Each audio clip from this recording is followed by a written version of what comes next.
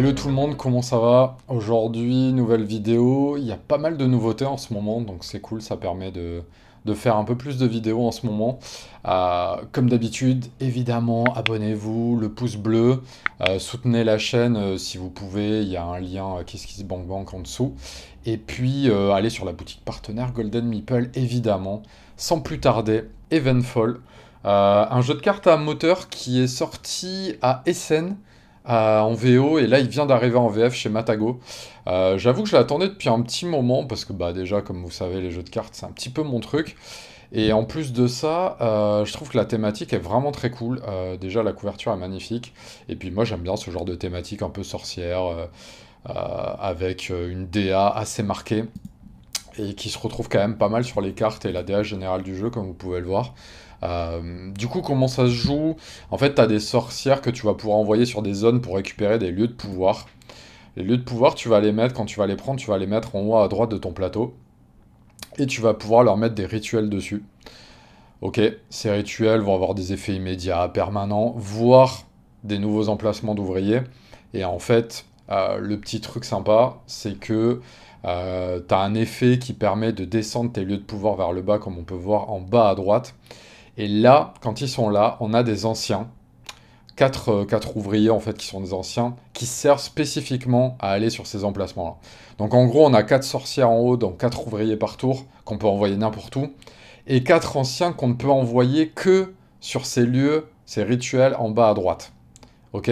Et donc ça, c'est la partie vraiment importante du jeu en termes d'optimisation, c'est-à-dire qu'en fait, il va falloir se débrouiller pour assez rapidement faire baisser des lieux en bas, pour avoir des nouvelles actions qui sont en fait gratos, parce que si ces anciens, on les a pas utilisés autrement, parce que de base, dans les règles de base, il n'y a pas de moyen de les utiliser autrement que comme ça. Il y a évidemment des cartes qui ont des pouvoirs un peu différents, mais globalement, c'est leur principale fonction. Bah, du coup, c'est ça qui va permettre de vraiment optimiser sa partie. Et puis après, il y a un truc qui est devenu assez classique sur les jeux de cartes, qui est la carte double fonction. Donc, les espèces de spécialistes qu'on peut mettre soit à gauche pour leur pouvoir permanent, ou unique, ou tout ça, en tout cas pour leur pouvoir, et tu paies le coût de la carte normale, ou alors tu paies le coût du membre de conseil, et tu vas la mettre en dessous, et c'est principalement pour des points de victoire, soit en cours de partie, soit en fin de partie. Donc voilà, ça c'est assez classique. Il y a un petit truc assez rigolo aussi, c'est qu'il y a une troisième manche, on va y arriver, voilà, non, ici, c'est bien ça.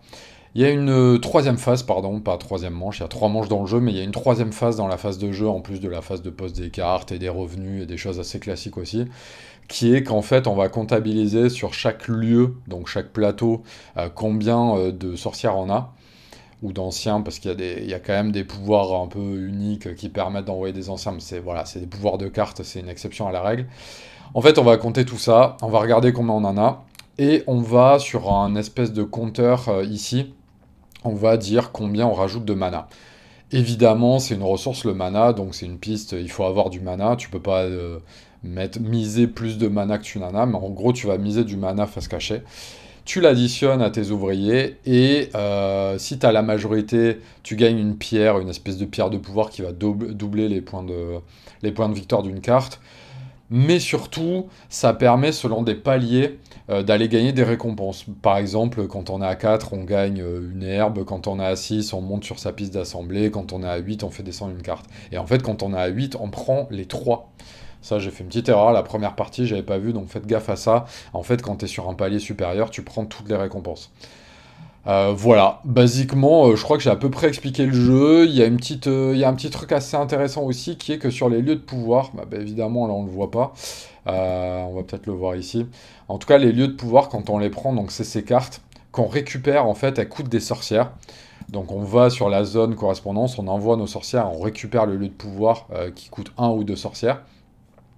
Il y a évidemment des cases d'emplacement d'ouvriers qui permettent, par exemple, de défausser une carte pour des ressources, voilà. Et en fait, ces lieux de pouvoir, des fois, ils ont des effets de lien.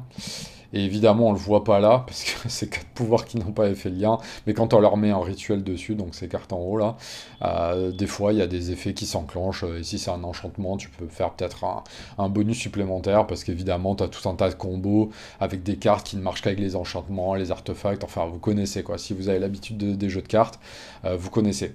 Donc vraiment, moi principalement, les deux trucs que je retiens de ce jeu, c'est vraiment principalement cette disposition des cartes qui est plutôt intéressante entre les lieux de pouvoir sur lesquels tu mets des rituels, donc ça c'est assez intéressant, et le fait de les faire baisser ou de les laisser en haut. Alors oui, du coup vous vous demandez mais quel intérêt de les laisser en haut? Il y en a un qui est que en fait une fois par tour on va pouvoir déclencher toute sa ligne ici. Et en fait, on va récupérer toutes les ressources qu'il y a marquées sur le lieu de pouvoir en haut. Qu'il y ait un rituel ou pas dessus, on s'en fout. Mais du coup, quand ils sont descendus, bah, ces ressources-là, on les prend plus. Mais comme je vous ai dit, déjà, ça permet pour les emplacements d'ouvriers d'envoyer des anciens. Donc en gros, c'est une action gratuite, hein, voilà. Donc c'est vraiment très important. Et ça permet aussi que les rituels comptabilisent leurs points de victoire. C'est parce qu'évidemment, vous allez vous dire, mais pourquoi baisser ces lieux de pouvoir qui n'ont pas d'emplacement d'ouvriers? Bah, en fait, pour les scorer, tout simplement. Et du coup, il y a tout, pareil, il y a tout un choix de décision là-dessus est-ce que je les laisse en haut parce que les ressources m'intéressent plus, plutôt de toute façon, ils me rapportent qu'un point de victoire, donc est-ce que je m'en fous, est-ce que je m'en foutrais pas du point de victoire, sachant que des scores très optimisés sur ce jeu, on a en fait les high scores c'est 150, donc c'est vraiment très haut. Je crois que j'ai fait 160 à une partie à un moment, c'était un peu une scène, tout s'est ultra bien assemblé. Mais un score gagnant, c'est 120-130, mais ça, c'est quand tu maîtrises bien le jeu. Sinon, je crois que ma toute première partie, j'ai fait un espèce de 90, un truc comme ça. Parce qu'en fait, c'est un jeu qui pousse vraiment le scoring. En fait, moi, j'ai tendance à jouer les jeux de cartes en mode vraiment moteur. Et là, il faut quand même beaucoup pousser le scoring aussi. Donc, en fait, il faut faire un mix des deux. Une fois que j'ai compris ça, mes scores ont largement monté. Après, je descends pas en dessous des 100 globalement. Et puis, il y a un autre truc aussi, je trouve, qui fait un peu monter les scores. Et ça, c'est cool. C'est qu'il y a une asymétrie. Il y a 4 plateaux différents qui auront une spécialisation, un lieu de départ de pouvoir différent et tout. Moi, je vous conseille, même, peut-être pas, faites une partie sans la symétrie, mais allez très vite sur la symétrie, elle marche vraiment très bien, je vois pas de problème particulier. À part sur justement cette faction, la faction bleue, vous pouvez regarder sur BGG, ils ont rajouté, il y a un petit sticker que tu peux imprimer qui en fait change un coup ici. Parce qu'il y avait un petit peu des abus sur cette faction où les cartes en bas que tu pouvais mettre elles coûtaient tellement pas cher que si tu avais des bonnes associations de cartes, tu pouvais faire genre tellement de points, c'était ridicule. Et donc il y a un mec qui a posté ça sur BGG qui a montré comment il est arrivé, je crois qu'il avait dépassé les 200 points. Et du coup le designer plutôt cool qui est sur le forum BGG a fait une petite modification. Évidemment, ils vont pas envoyer ça à toutes les boîtes et tout, mais puis ça concerne vraiment les joueurs qui sont passionnés, qui vont aller sur BGG, et voilà quoi, ça concerne les gens qui peut-être ont fait une trop grosse partie, qui se posent la question. Donc voilà, c'est un petit correctif vraiment très très simple. Moi je l'ai imprimé, je l'ai collé sur mon truc, donc pas de souci. Il y a une extension qui est en cours, donc je suppose qu'ils vont prévoir le petit sticker évidemment. Mais voilà, avant de gueuler sur ce genre de truc, franchement, moi j'ai vu le designer, ils ont fait quand même pas mal de parties test, et puis c'est un jeu avec des cartes, des fois il peut y avoir des interactions un peu inattendues, tu peux pas tester 150 fois toutes tes factions non plus, c'est pas possible, donc moi ça me choque pas que ce genre de truc arrive, et encore une fois c'est dans des circonstances très particulières, avec des joueurs très particuliers, donc ça concernera pas l'immense majorité. Mais voilà, c'est à savoir, voilà, si vous voulez savoir, vraiment, il y a un petit équilibrage sur la faction bleue qui est très facile à faire. Et puis voilà. Quels sont les défauts? Il y en a quand même. Moi, j'aime beaucoup le jeu. Je trouve que notamment cette géographie là, c'est vraiment très intéressant. J'adore la thématique. Les pouvoirs des cartes sont bien. Mais en défaut, moi, ce que je dirais, c'est que c'est un peu l'usine à gaz, l'usine à gaz à combo, dans le sens où vraiment, quand tu as l'habitude des jeux de cartes, tu fais énormément d'actions et tu poses énormément de cartes. Parfois, c'est un peu trop parce que du coup, tu as plein de pouvoirs qui se déclenchent. Donc voilà. Du coup, forcément, plus tu es focalisé sur tes combos et tout ça, moins il y a d'interactions. Parce que bah, du coup, tu es tellement focalisé sur tous tes effets que tu peux pas du tout suivre ce que font les adversaires. Il y a quand même des effets un peu interactifs, genre t'as une case ouvrier qui te permet d'aller copier une action adverse et tout. Mais bon, voilà. L'interaction, elle se fait un petit peu sur la pose d'ouvrier et sur la récupération des cartes pouvoir, des lieux de puissance, pardon. Et sur cette fameuse phase de bataille, on va dire, à la fin, de domination, qui est cool, mais qui est vraiment pas centrale dans le jeu. Donc du coup, on a quand même vraiment cette impression de vachement être focalisé sur notre jeu. Ça peut être un reproche ou une qualité selon vous. Pour moi, c'est quand même un petit défaut. Du coup, parallèlement à ça, forcément, c'est un jeu que je recommande vraiment pas à 4 parce que c'est ultra long et qu'en plus, si quelqu'un a beaucoup de cartes à poser et que toi, tu as fini ton tour, bah, tu vas l'attendre jouer. Donc, c'est ce genre de jeu qui n'a pas de phase d'action, enfin, qui n'a pas de nombre d'actions définies, qui est tu joues toutes les actions jusqu'à ce que tu aies fini. Évidemment, chacun joue une fois son tour, mais tu peux te retrouver le dernier, avoir encore plein d'actions à jouer. Donc voilà, vraiment pas conseillé du tout à 4, ça tourne très bien à 2, ça tourne très bien à 3. Moi, je préfère quand même à 2 parce que j'ai pas envie d'attendre 15 ans avant de rejouer, parce que je trouve que l'interaction le justifie pas. Même si à 3 elle est un peu plus intéressante, elle est pas suffisamment intéressante pour justifier le downtime à mon avis, à mon sens. Voilà. C'est super beau. Moi, j'adore vraiment. J'insiste énormément sur la thématique. Enfin, moi, je milite vraiment dans le monde des jeux de société pour des thématiques déjà atypiques et puis adultes, hein. J'en peux plus d'Heroic Fantasy, de l'historique et de. C'est quoi le troisième truc? Civilisation, historique. Bon, voilà, ça va ensemble. Et Heroic Fantasy, j'en peux plus. Faut faire d'autres choses. C'est plus possible notamment sur les euros. Donc voilà. Vraiment très très et surtout quand c'est réussi parce que du coup évidemment faut que ce soit bien fait. Là c'est le cas. Euh, Même si évidemment quand tu es dans un jeu de combo de cartes la thématique devient un poil abstraite forcément, mais c'est quand même globalement bien rendu. Moi j'aime beaucoup la symétrie du jeu, je la trouve vraiment bien faite. Vivement l'extension qui rajoute des plateaux parce que là il y en a que 4. Mais voilà, très cool. Moi, vraiment, le principal reproche que je ferais, c'est un petit peu ce côté quand même usine à gaz, où quand t'as l'habitude des jeux de cartes, t'as l'impression de faire tellement de trucs, tellement ce que tu fais. Moi, j'aime bien quand même quand on te pousse une petite tension là-dedans, que tu peux pas faire ce que tu veux. Bah, typiquement sur Ark Nova, où t'as quand même un joueur qui interagit avec toi sur le rythme du jeu et qui va forcer les breaks. Des fois, tu vas te retrouver avec énormément de revenus dans Ark Nova, mais tu n'auras pas le temps de les utiliser parce que l'autre joueur pousse tellement la partie qu'au final, tu vas faire des revenus, mais tu pourras pas poser toutes les cartes que tu veux.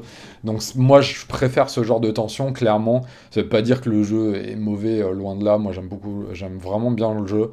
Mais je préfère quand même les trucs un peu plus tendus sur ce que tu peux faire. Là, en gros, tu pourras faire tout ce que tu peux faire. T'as pas le jeu qui va te dire ouais non là la manche elle est finie, tu peux plus, il va falloir que tu choisisses. Non, tout ce que tu pourras poser, tu vas le poser. Donc en fait le choix il va se faire sur quoi? Sur juste t'auras posé tellement de cartes que voilà t'es au bout du moteur on va dire. Donc voilà. Très bon jeu ce Heavenfall. Je recommande si vous aimez les jeux de cartes à moteur. Voilà, c'est une très bonne recommandation. Juste voilà, je trouve ça dommage qu'il n'y ait pas un peu plus de tension et un peu plus d'interaction. Parce que même sur les effets interactifs, ça aurait pu être des trucs qui va voler des choses aux adversaires et tout. Ça aurait permis de la tension en temps normal. J'aime pas trop ce genre de truc. Mais là, dans un jeu où c'est aussi détendu sur les ressources et où il y a autant de moyens d'en faire, j'aurais trouvé ça pas mal. Même des ouvriers qui vont se poser potentiellement sur des lieux adverses, des rituels qui permettent de se poser sur les lieux adverses et tout. Voilà, peut-être sur l'extension, ils vont voir un peu ça. Mais je suis pas forcément pour les tech dates, mais je pense qu'il y a quand même moyen de renforcer un peu l'interaction sur cette phase principale. Peut-être même un rythme, tu vois, genre certains rituels qu'il faut avancer, bon, un petit peu comme le break Arc Nova, mais je sais pas. Je pense il y aurait un petit peu des trucs à pousser là-dedans. Est-ce que c'est la direction dans laquelle ils vont sur l'extension? Je suis pas sûr, à mon avis, ça va être plus de cartes et peut-être quelques effets un peu différents et plus d'asymétrie. Ça sera bien aussi, mais voilà, Evenfall, c'est vraiment cool. Et la thématique, vraiment, et l'édition est vraiment cool aussi, donc voilà. On passe sur un jeu un peu plus léger, même beaucoup plus léger, Star Wars Bounty Hunter. Ça, j'en avais entendu parler depuis un petit moment, parce que Frédéric Henry, le designer du jeu, ouais, je cite pas assez les designers des jeux, je suis désolé.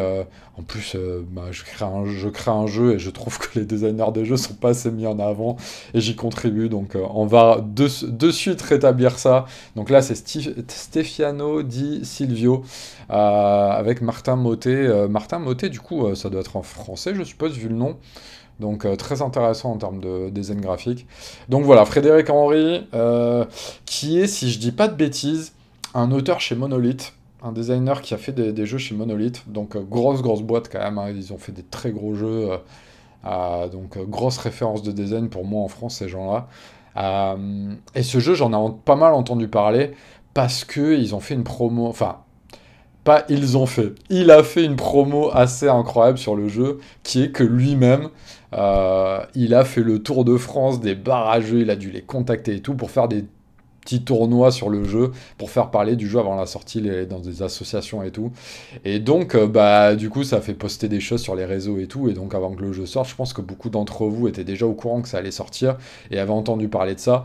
Et voilà, je trouve ça plutôt cool. Après, ce que je trouve un peu regrettable là-dedans, c'est que bah, ce soit les auteurs qui fassent ce genre de trucs et qu'il n'y ait pas les éditeurs derrière. Moi, je trouve ça fou, en fait, le dépassement de fonction des auteurs à tous les niveaux, entre le design, le développement, les playtests. Maintenant, il faut faire la promo, tout ça pour 1000 balles de droits d'auteur payés sur 2 ans. Je trouve que ça commence à faire beaucoup, là. Je trouve quand même qu'on parle vraiment pas assez de la condition des auteurs. Bref, c'est un autre sujet, j'en parlerai peut-être un jour, à un moment, si ça vous intéresse, mais je pense qu'il y a quand même beaucoup de choses à dire et que c'est un sujet qui n'est absolument jamais débattu, c'est-à-dire qu'à l'heure actuelle, on parle beaucoup, et à raison, des designers graphiques, des artistes, parce que l'IA, tout ça, va probablement enlever du taf et tout, et c'est un vrai problème. Mais les auteurs de jeux, on s'en bat les couilles, hein. Vraiment, c'est un stade d'indifférence qui est total.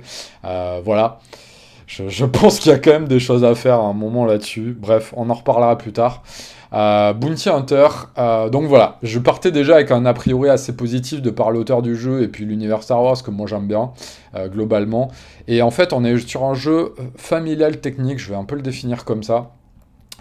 La phase de jeu vraiment très simple, les règles sont très simples, tu pioches une carte de chaque paquet, puis à tous les tours tu vas piocher une carte, jouer ou vendre une carte, ou réserver, c'est une troisième option, puis passer le deck. Donc en gros du draft très rapide, très dynamique. Les types de cartes que tu vas jouer, tu as des cibles, tu as des chasseurs, donc qui vont aller chasser les cibles. On va expliquer directement comment ça fonctionne, hein. En fait, tu as une cible qui a des prérequis, et puis du coup, tu vas leur assigner des chasseurs, tout simplement. Et la différence entre les chasseurs et les droïdes, c'est que les chasseurs, ils vont te faire des points négatifs à la fin. La cible te fait des points positifs, évidemment. Et les droïdes, ils vont coûter des crédits, mais par contre, ils font pas de points négatifs. Mais pour payer les crédits, il faut avoir revendu des cartes, donc du coup ça veut dire que c'est des cartes que t'as pas posées. Donc c'est une perte de tempo, mais que tu regagnes sur les points de victoire, donc assez malin là-dessus. Et puis après t'as des contrats sur les cibles que t'auras fait, donc voilà, c'est assez opportuniste là quand même les contrats, ça c'est peut-être une partie que je trouve un poil plus faible là-dessus, mais bon, je vois pas trop ce qu'ils auraient pu faire différemment là-dessus. Et puis il n'y a pas que des droïdes dans ce paquet, il y a aussi des caisses qui vont te permettre, c'est qu'il y a une autre moyen de faire des points de victoire, c'est à la fois des points de victoire en flat dessus. Donc ces caisses, ça coûte des crédits là aussi.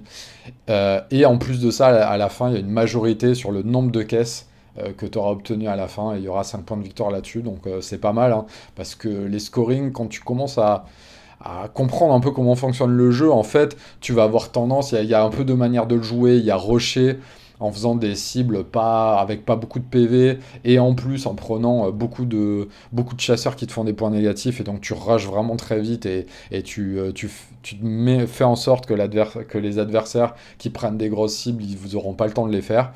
Et en même temps, tu capitalises sur les contrats.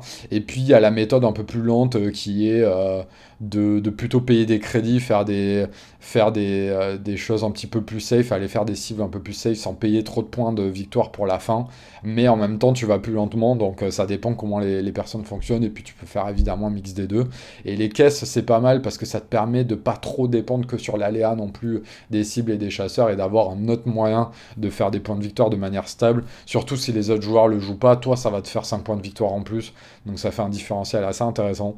Donc voilà, vous voyez qu'en en parlant, il y a quand même il y a quand même des choses assez techniques, et puis le jeu est super dynamique, parce que tu pioches, tu joues, tu passes, et puis t'enchaînes, t'enchaînes. Quand quelqu'un a fait 4 cibles, ça enclenche la fin de la partie, il reste 2 tours pour chaque personne.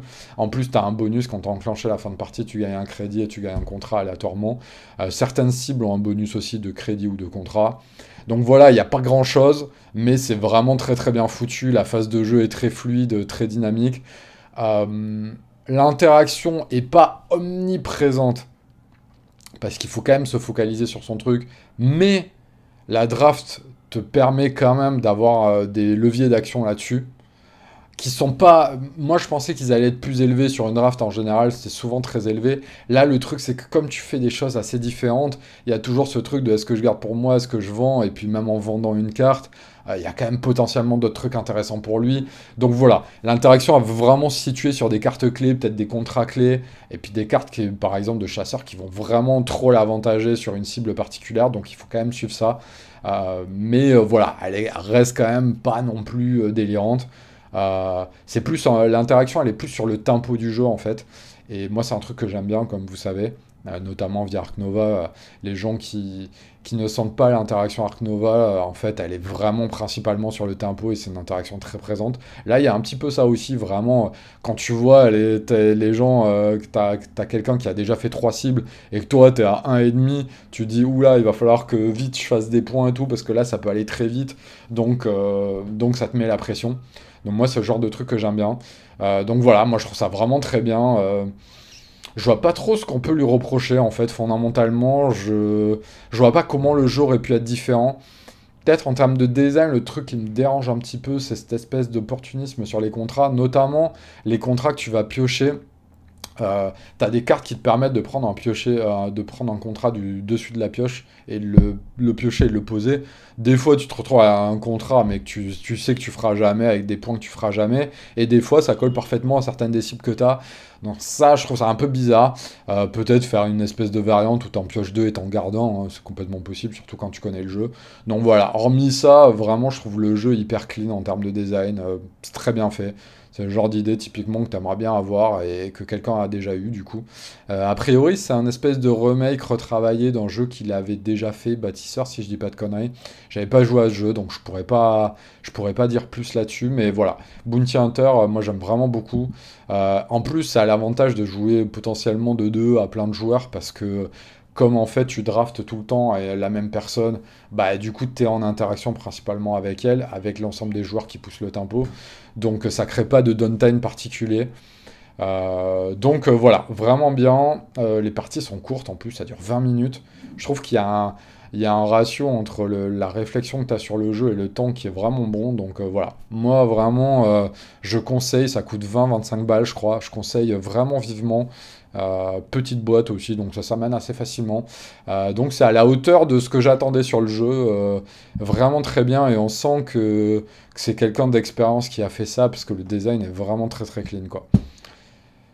Dernier jeu, encore un jeu familial, mais qu'est-ce qui se passe? Bah ouais, j'ai reçu la boîte de jeu Asmodée où il t'envoie pas du tout les trucs que tu demandes. Mais ça m'a intrigué. Et Bounty Hunter aussi, je le voulais, donc tant mieux, les deux m'intriguaient, donc ça c'est cool. J'ai reçu plein de trucs que j'ouvrirai jamais, hein, très clairement. Mais Trekking Through History, ça m'intéressait, je sais plus pourquoi, je crois que je l'avais vu à Cannes. Et je sais pas, je trouvais qu'il y avait un truc sur la présentation générale qui m'intéressait bien et tout.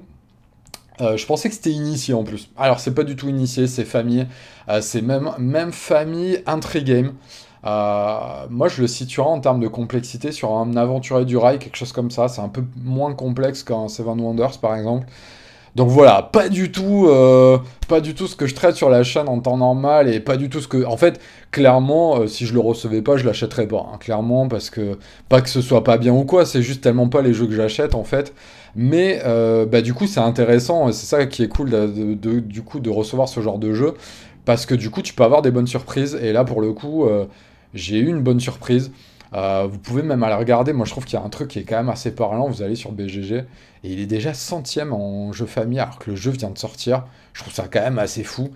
Euh, et en fait, en y jouant, tu comprends pourquoi. En fait, tu as une espèce de rivière de cartes, et tu as un plateau personnel comme ça.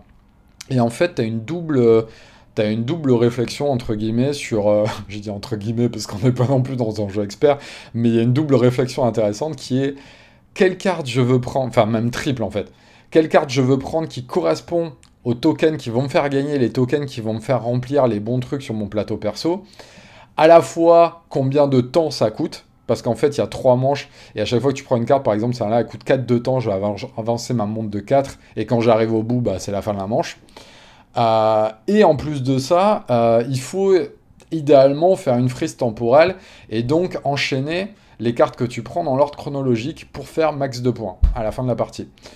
Évidemment, si tu prends une carte qui n'est pas dans l'ordre chronologique, tu prends la série de cartes que tu as déjà fait, tu la mets de côté à contrat à la fin, mais tu as vraiment une grosse incentive à faire notamment une série de 10 cartes, parce que entre 9 et 10, tu as un différentiel de 9 points, donc c'est vraiment énorme, sachant qu'avant ça, c'est des différentiels de 2 puis de 3.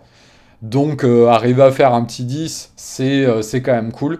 Euh, et ce petit plateau personnel, là, il va te faire empiler des tokens de certaines couleurs qui vont te faire gagner des cristaux qui permettent d'économiser du temps, donc c'est quasi la seule ressource du jeu, et qui vont te faire gagner surtout des points de victoire, soit en flat, quand tu le poses, vous voyez, là, par exemple, on gagne un point de victoire, soit sur une rangée.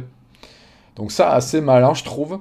Et puis, il y a un petit module avancé qu'on ne voit pas ici, que moi j'aime bien jouer, qui est des événements à chaque manche, donc ça, c'est plutôt cool.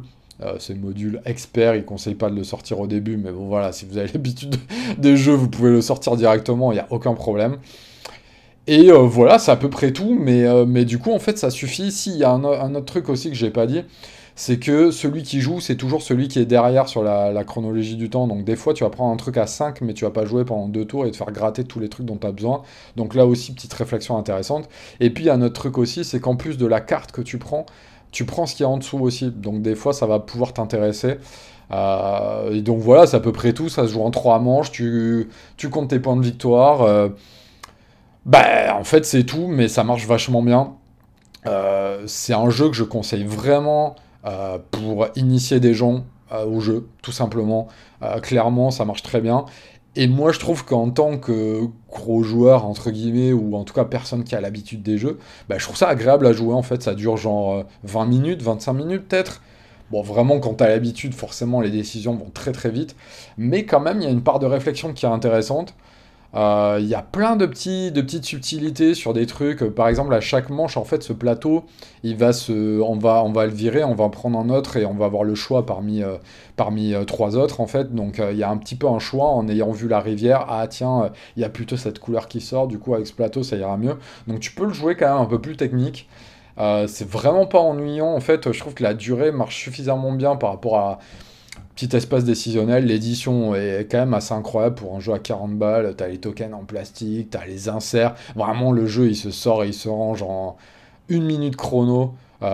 Pour le coup, j'aime pas utiliser le mot produit, mais là, on sent que le produit en termes marketing a été bien conçu. Il y a un jeu, évidemment, derrière ça. Mais en tout cas, la boîte produit est vraiment bien foutue. La DA est cool. Ça, c'est un tapis en néoprène. What the fuck, sur un jeu à 40 balles, ça n'a aucun sens. Donc, je suppose qu'ils en ont fait un énorme tirage et qu'ils comptent vraiment dessus pour en vendre des camions. C'est vraiment très très réussi hein, dans le style familial. Là, on parle de Bounty Hunter et ça, c'est vraiment 2 très grosses réussites. Sachant que ça, Bounty Hunter, c'est quand même un peu plus gamer, notamment en plus, il y a un univers Star Wars et tout, même s'ils ont utilisé l'univers Bounty Hunter qui est peut-être plus familial. On est dans une philosophie quand même de vouloir être un peu plus taquin quand même. Là, c'est pas débile, loin de là, il y a quand même une réflexion et tout, mais on sent quand même une volonté de vouloir quand même ramener à la fois des nouveaux gens, des enfants, vraiment tu peux jouer ça, je sais pas, à 6-7 ans assez facilement, je pense, je connais rien en enfant, mais je suppose en tout cas, dès que tu peux jouer à un jeu, dès qu'un enfant peut jouer à un jeu, tu peux le mettre sur un jeu comme ça, et ça va quand même réveiller un truc assez intéressant. Donc voilà, bonne réussite, moi je trouve ça vraiment très très bien. Si vous avez des enfants, si vous voulez initier des nouveaux gens, si vous avez des gens qui ont du mal à avoir plus de 20 minutes d'attention sur un jeu, voilà, ça c'est vraiment très bien. En plus, voilà, encore une fois, c'est des événements qui sont historiques et tout, donc tu peux lire ton petit événement. Moi j'avoue que c'était un petit peu abstrait pour moi, mais je suppose que pour un public plus familial et tout, il va y voir un intérêt. Ah tiens, cet événement, je connais et tout. Donc il y a quand même un petit truc éducatif là-dedans. Vraiment, moi j'ai envie de dire, hein, si vous êtes prof en maternelle et tout, dans des crèches, j'en sais rien. Je sais pas à partir de quel âge tu joues à des jeux. Je sais que les capacités cognitives quand même s'entraînent vraiment très tôt. Et ça pour moi, c'est vachement bien. Vraiment pour les enfants, allez-y quoi. C'est vraiment très très bien. Voilà. Du coup, on a fait le tour de tout ça. Putain, aujourd'hui, il n'y avait que des bons jeux. Donc voilà, je vous laisse avec ça. Démerdez-vous, maman. Achetez ce que vous voulez là-dedans. Mais voilà, moi perso, les deux premiers, Star Wars Bounty et Eventfall, sans problème, j'aurais acheté. Trekking, si j'avais des enfants, j'aurais acheté, ou des joueurs un peu casus et initiés. Le truc, c'est que j'en ai assez peu.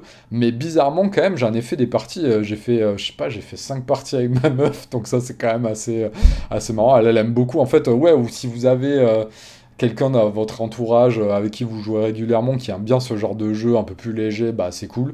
On a même fait une partie avec Paul Gara. On a fait un midi jeu casu. Je sais pas ce qui m'arrive en ce moment. Je joue trop à Star Wars Unlimited, du coup j'ai besoin de reposer mon cerveau à côté. Donc voilà. Sur ce, je vous fais des gros bisous et puis à très bientôt. Ciao.